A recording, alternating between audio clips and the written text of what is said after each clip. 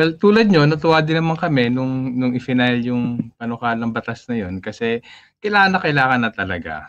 Yung proposal, tingin namin ay mahalaga sa una. Ang pinopropose ay 1,200 pesos. Bale, binubuwag na yung pagkakaroon ng regional minimum wage boards. Tapos, tinataas pa dun sa nakabubuhay na sahod yung sahod. So sa amin, napakahalaga siya. Of course, kung may patupad siya, makaranas ng ginhawa yung napakaraming manggagawa natin kanilang mga pamilya.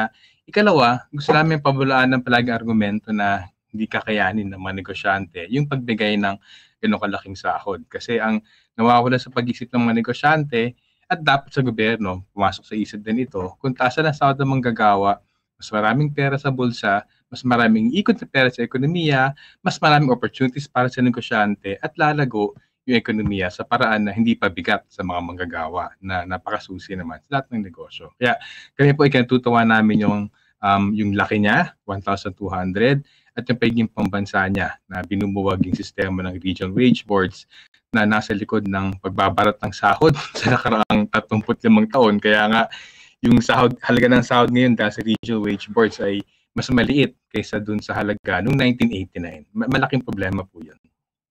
Sir, nabanggit nga ninyo patungkol po sa mga negosyante kasi alam naman natin noong 19 Congress, nag-file po yung House of Representatives ng 150 pesos kung hindi pa ako nagkakamali at yung Senado or 200 pesos sa Kongreso at 150 pesos sa Senado. At isa sa mga diskusyon o argumento na nabuo noon ay hindi kakayanin ng mga maliliit na negosyo. So kung ito yung kung sakaling maging batas ito, Sir Sunny, kakayanin ba ito ng mga maliliit na negosyante, Sir Sunny?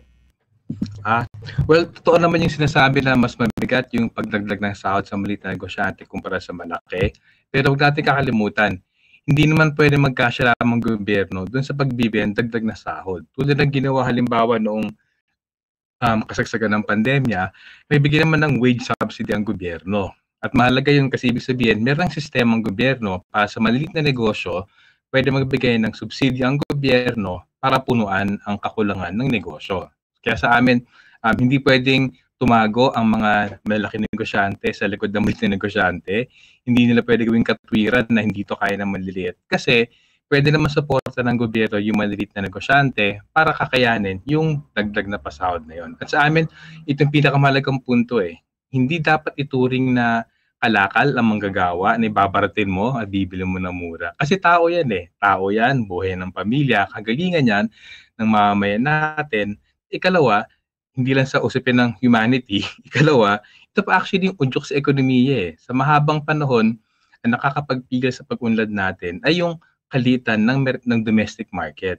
Maliit yung merkado kasi maliit yung purchasing power ng mga pamilya. Ngayon, kailangan ulit-ulitin sa mga negosyante, lalo na sa gobyerno, kung bigyan ng pera manggagawa, ito ay gagastusin nila sa lokal na ekonomiya. Hindi sila mag-abroad. Hindi na nagbabakasyon na wala. Kaya na magbakasyon abroad yung mga ito Hindi wala sila kaya nang bumili lang magkarabong bahay, yung mga gandang sasakyan. Gagastusin na yan sa lokal na ekonomiya. Kung gagastos sa local economy yan, iikot yung pera, maglilikha ng trabaho kasi may udyok sa mga maliit na negosyante, mag-produce at mag-hire ng tao. At ano yung virtuous cycle na yon, papaunlarin yun, actually yung dagdag pasahod. Sa kabilang banda, yung pagbabarat ng sahod, papanatiling maliit yung merkado natin, papanatiling mababa ang antas ng kabuhayan ng mga pamilya, at babarat at hahadlangan yung tuloy-tuloy na paggulang ng ating ekonomiya. Sir Sunny, isa rin sa mga argumento ng ilan pa pong mambabatas, isa na po ay si Senator Abby Binay. Sinabi po niya na kapag ganito yung mangyayari na may pagtaas ng sahod ng mga manggagawa, ay maaari ding makaapekto ito sa pagtaas ng inflation at presyo ng bilihin. Posible kaya ito, Sir Sunny? Posible lamang yan sa dalawang bagay. Kung yung mga negosyante sa halip na tumanggap ng bawas sa kanilang tubo, ay idagdag sa presyo ng bilihin. Ikalawa, mangyari lamang yan kung payagan ng gobyerno na gumalaw ng gano'n ang mga negosyante. At sa amin, yun ang pinakapunto dapat dito Yung mga negosyante ay may sapat na tubo para bayaran itong dagdag masahod. Halimbawa ko lang, sa pinakahuling survey ng Philippine Statistics Authority, Mga may kumulang 50,000 negosyo yata ang sinurvey nila sa buong Pilipinas. Lahat ng rehiyon, micro, small, medium, large, lahat ng sektor.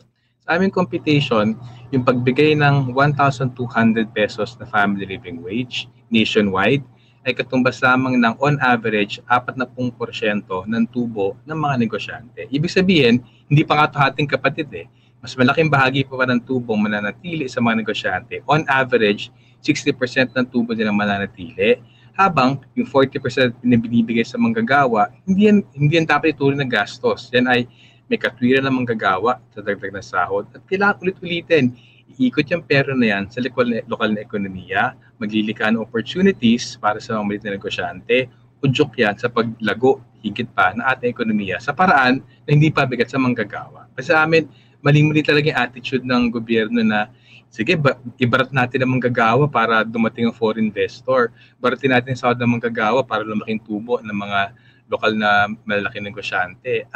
Parang hindi tama na ituring na pabigat sa ekonomiya ang manggagawa. Katuwang siya sa negosyo. Walang gugulo na negosyo kung wala yung kanyang manggagawa. So ang gusto na namin, maging mas pantay lang sa paghati ng kita ng negosyo. Dapat mas malaki ang opportunity binibigay sa manggagawa sa pamagitan ng mas dagdag na sahod.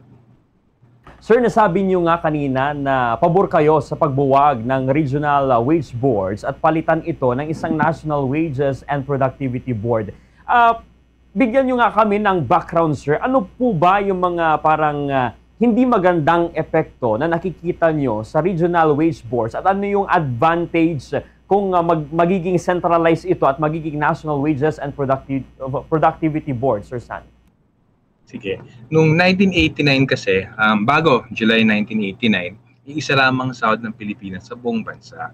Tapos may nakaisip na imbis na magkaroon ng iisang sahod sa buong bansa, naisip na sige, magtayo ng hiwa-hiwalay 17 na regional wage boards kasi sa katwiran, iba-iba daw ang presyo ng bilihin sa iba't ibang mga rehiyon sa Pilipinas. Ngayon, totoong iba yung presyo ng particular na bilihin. Pero sa pangkalahatan, kung susumahin, kung halimbawa sa NCR, medyo mahal yung pagkain kumpara sa halimbawa sa Lawag, na baka mas may farming communities, mas mura yung pagkain.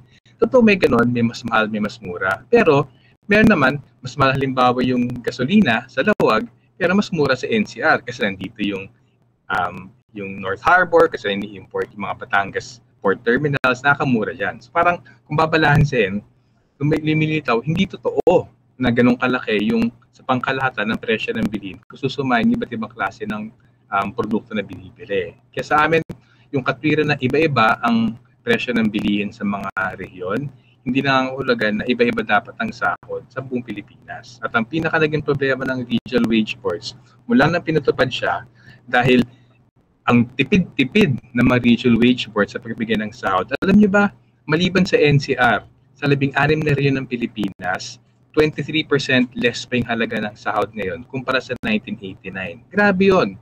Kung yung mga magulang natin ay minimum wage noong 1989 at tayo tumatanggap ng minimum wage ngayon, mas maliit na tatanggap ng halaga ng sahod natin ngayon kumpara sa 1989 kasi hindi sumabay sa pagtaas ng presyo ng bilihin. At gusto ko idiin, ang iba lang dyan ay NCR na medyo sumabay ng konti. Hindi naman ganun kalakihan ng sahod sa NCR kumpara sa pangailangan. Pero kahit paano mas siguro dahil nandito yung media, medyo may national media dito, nandito yung sentro ng gobyerno, medyo nakaalwan ng konti. Pero 16 out of 17 regions, mas mababang halaga ng sahod kumpara sa 35 taong nakalipas dahil sa regional wage boards. At sa amin, kung yun ang katwiran ng regional wage boards sa iba-ibang presyo ng bilihin, kinumpute ng ibon ang taas ng presyo ng bilihin mo 1989, lumilitaw, pumapalo sa tama, more or less 1,100, 1,200 at 1,300 yung nakabubuhay ng sahod. Dalawang region lang medyo iba, sa region